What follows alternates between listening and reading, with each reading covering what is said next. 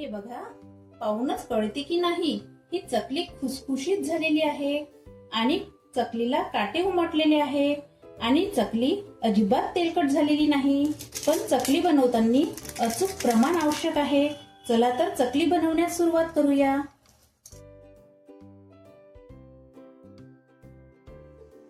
नमस्कार, ज्योती हेल्दीआर मध्ये तुम्हा सगळ्यांचे मनापासून खूप खूप स्वागत आहे. आज आपण भाजणीची चकली करणार आहे.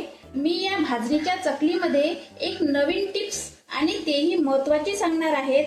कोणीही तुम्हाला नाही सांगितली असेल. त्या टिप्समुळे चकली खूपच टेस्टी आणि रुचकर लागेल आणि चकली अजिबात तेलकट होणार नाही. त्यासाठी माझा व्हिडिओ शेवटपर्यंत बघा. येथे मी तुम्हाला प्रमाण सांगते. 500 ग्रॅम राशनचे तांदूळ, 300 ग्रॅम चना डाळ, 100 ग्रॅम पोहे, 100 ग्रॅम उडीद डाळ, 100 ग्रॅम मूग डाळ, 50 ग्रॅम साबुदाणा, 50 ग्रॅम धने आणि 2 चम्मच जिरे. सर्वात प्रथम तांदूळ 2 ते 3 पाण्याने धुवून घेऊ. त्यानंतर चना डाळ 2 ते 3 पाण्याने धुवून घेऊ. त्यानंतर मूग डाळ 2 ते 3 पाण्याने धुवून टाकू. त्यानंतर उडीद डाळ 2 ते 3 पाण्याने धुवून टाकू. मी एक कॉटन कापड पसरवलेला आहे. या कॉटन कापडवर तांदूळ आपण सुकू घालू. तांदूळाच्या साइडने चण्याची डाळ सुकवायला घालू.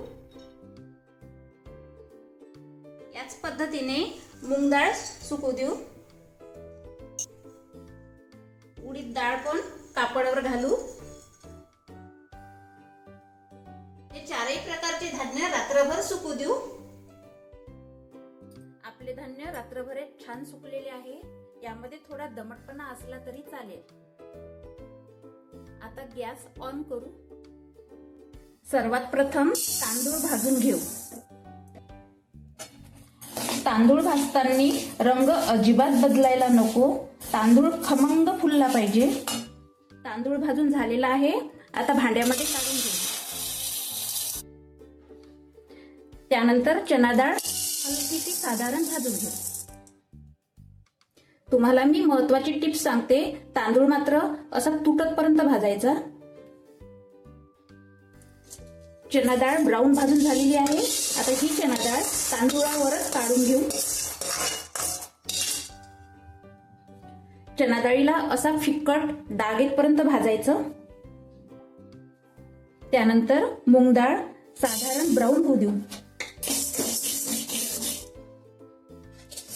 मूग डाळ खमंग भाजून झालेली आहे. आता चना डाळीवरच काढून घेऊ. तसेच उडदाची डाळ सुद्धा हलकीशी ब्राऊन होतपर्यंत भाजून घ्यायची. मी तुम्हाला महत्वाची टिप्स सांगते. जास्त भाजायची नाही, नाहीतर भाजणीमध्ये कडवटपणा उतरते. आता उडद डाळ भाजून झालेली आहे. ही मूग डाळीवरच काढून घेऊ. आता साबुदाणा साधारण भाजून घेऊ. साबुदाणा भाजून झालेला आहे. आता या डाळीवरच काढून घेऊ. साबुदाणा टपोरा होतपर्यंत भाजायचा. कलर मात्र साबुदाण्याचा अजिबात बदलू द्यायचा नाही. याच पद्धतीने पोहे पण हलकेसे कडक येतपर्यंत भाजून घेऊ. पोहे भाजून झालेले आहेत. काढून घेऊ. यानंतर धने आणि जिरे पण साधारण भाजून घेऊ. धने आणि जिरे भाजून झालेले आहे. या पोह्यावरच काढून घेऊ. भाजणी कशी करायची तर अशी करायची. आता सर्व वस्तू एकत्र करायच्या आणि गिरणीतून दळून आणायच्या. आता हे भाजणीचं पीठ गिरणीतून दळून आणलेलं आहे. हे पीठ थोडे थोडे चाळणीत घालून परातीमध्ये गाळून घेऊ. आता या पिठामध्ये चवीपुरतं मीठ घालू. 1 चम्मच हळद, 2 चम्मच लाल मिरची पावडर, 1 चम्मच ओवा, 2 चम्मच पांढरे तीळ,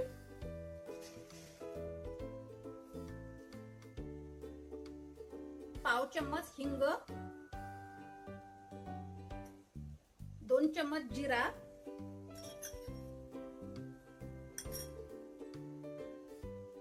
आता पिठातले मसाले मिक्स करून घेऊ। आता या पिठामध्ये घालायचे 1.5 चम्मच तेलाचे मोहन। तेलाचे मोहन घातल्याने आपली चकली छान खुसखुशीत होतात। आता हे मिक्स करून घेऊ। आता या पिठामध्ये गरम पाणी घालू। गरम पाणी असल्यामुळे पिठामध्ये गरम पाणी थोडे थोडे करून घालायचे। आता हे पीठ गरम असल्यामुळे चम्मचने पीठ अलट-पलट करून घेऊ। आता हे पीठ 5 मिनिट कोमट होऊ देऊ। आता पीठ कोमट झालेले आहे। आता हाताने पीठ हे मळून घेऊ। हे बघा पिठाचा छान गोळा होत आहे। मला 1 किलो पिठासाठी बरोबर 3 ग्लास गरम पाणी लागलेले आहे। परातीमध्ये पीठ जास्त असल्यामुळे पीठ थोडे थोडे करून मळून घेऊ। मी तुम्हाला महत्त्वाची टिप्स सांगते। चकली भिजवताना गरम पाण्याचाच वापर करायचा, थंड पाण्याचा अजिबात वापर करायचा नाही। आता हे पीठ आपलं छान मळून झालेलं आहे। आता हे पीठ आपण 15 मिनिट मुरू देऊ। हे बघा 15 मिनिटात आपले छान पीठ मुरलेले आहे। आता पिठाचा गोळा साइडने ठेवू। आता या साच्यामध्ये चकलीची प्लेट घालू आणि साच्याला आतून ब्रशने तेल लावून घेऊ।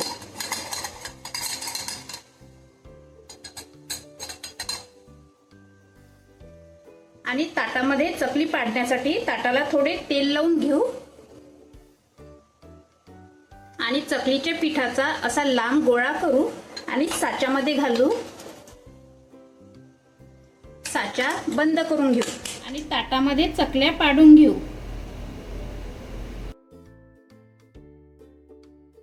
इकडे मी तेल गरम करायला ठेवले। आता थोडा पिठाचा गोळा तेलात घालून बघू। हे बघा तेल आपलं छान गरम झालेलं आहे। पिठाचा गोळा वर आलेला आहे। गोळा काढून घेऊ। आपलं तेल गरम झालेलं आहे। आता या तेलामध्ये चकली घालू आणि तळून घेऊ। चकलीवरचे तेलाचे बबल्स कमी झाले की चकली पलटून घ्यायची। आता चकली आपली झालेली आहे। आता ही चकली आपण बटर पेपरवर एका ताटामध्ये काढून घेऊ।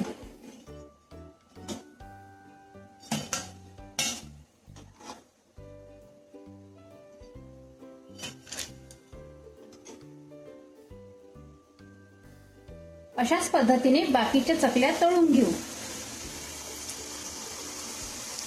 चकली मात्र हाय हीटवर अजिबात तळायची नाही, मीडियम हीटवरच तळायची।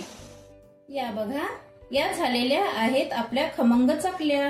तुम्ही बघा या चकल्या एकसारख्या आणि रंगानेही सुरेख झालेल्या आहेत। तुम्हाला मी अचूक प्रमाण सांगितले आहेत, त्या पद्धतीने तुम्ही या चकल्या कराल तर तुमच्या चकल्या अजिबात बिघडणार नाही। अशाच नवीन नवीन रेसिपी आणत राहू। त्यामुळे व्हिडिओला लाईक करा, शेअर करा आणि सबस्क्राईब करायला अजिबात विसरू नका। धन्यवाद।